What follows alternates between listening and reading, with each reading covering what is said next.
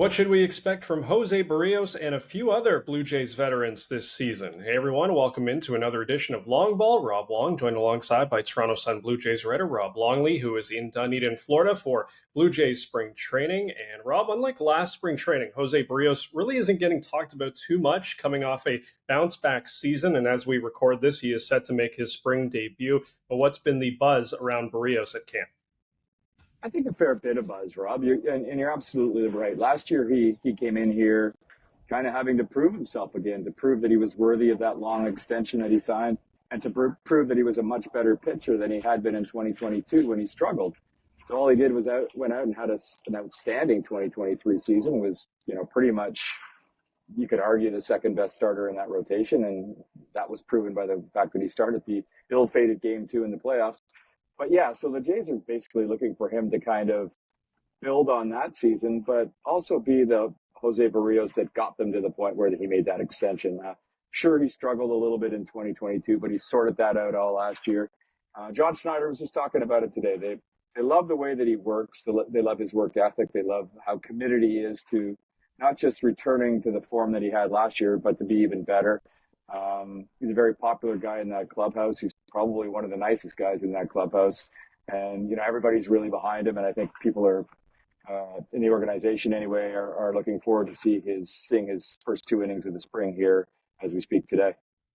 All right, let's get into some of the other veteran guys that I mentioned. And we'll begin with George Springer, who was coming off a down season last year, one of the first of hopefully not many for a guy that's at the end of his tenure with the Blue Jays, if you will. The contract still working its way through, but we're getting into the latter stages of that mega deal that he signed. What do you think the expectations are for Springer coming into 2024?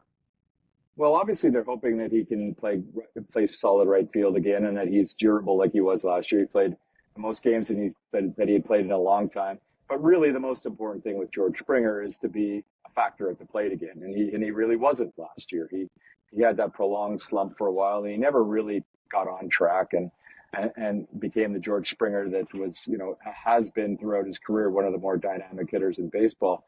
And I asked Schneider today, what are some of the things that they're expecting from him first this spring, and that ideally will carry on into the regular season. And he said one of the things that George has been working on approach-wise is to work at pulling the ball a little bit more. And if you go back throughout his career, when he's had his most success, that's been the type of hitter that he's been. And Schneider thought that maybe George fretted a little bit too much last year about the shift rules, and that maybe if he just gets back to being more of a natural hitter and letting things happen, that better things will happen. So he certainly looks like he's been feeling good here. I know today is just his first game. It's his first official game, but early in camp, he's one of these guys that really prefers to do live at-bats facing his own pitchers. And so he's been getting a lot of work in at the plate. It's just now time for him to get some game action. And I suspect we'll see him for 2 innings. And I also suspect that as we move forward, you'll see a lot more of George Springer in the Grapefruit League lineups. Now, finally, when it comes to Kevin Kiermaier, I think a lot of Blue Jays fans and maybe some media were surprised that he returned, considering it was just a 1-year deal that he signed last year. But pretty obvious, Rob, that this is a guy that's beloved in the clubhouse, a guy that the Blue Jays had no issue bringing back, a year older, but still playing elite defense as we saw last season. What do you think Kevin Kiermaier can bring another year here as a Blue Jay? Well, you're right, Rob. The fans certainly love him. He's very popular in the clubhouse. Obviously you expect that elite defense. He's one of the best center fielders in baseball. He's acrobatic. He's fast. He has great instincts. He does all those kinds of things and provides the team much better defense than they had before he came here. And I think what you would be really hoping is that he could contribute at the plate almost to the extent that he did last year. If you remember, Rob, and I'm sure you do, he struggled towards the end of the season, and that was kind of the book on Kiermaier earlier in his career, that he could be a spotty hitter at times. For the most part, he was a decent hitter for the Jays last year. They've talked a little bit about him, not focusing on power, just finding the spots, finding the holes in the infield and getting on base that way.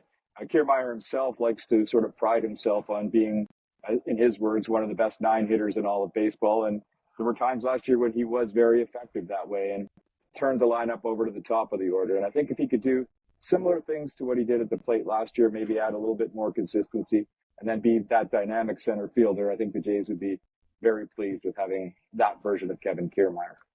Well, a lot of key guys here getting their first taste of spring training action. We'll see how it all goes down. As always, leave your thoughts in the comments section below. You can find all of Rob's Blue Jays coverage at the Toronto Sun.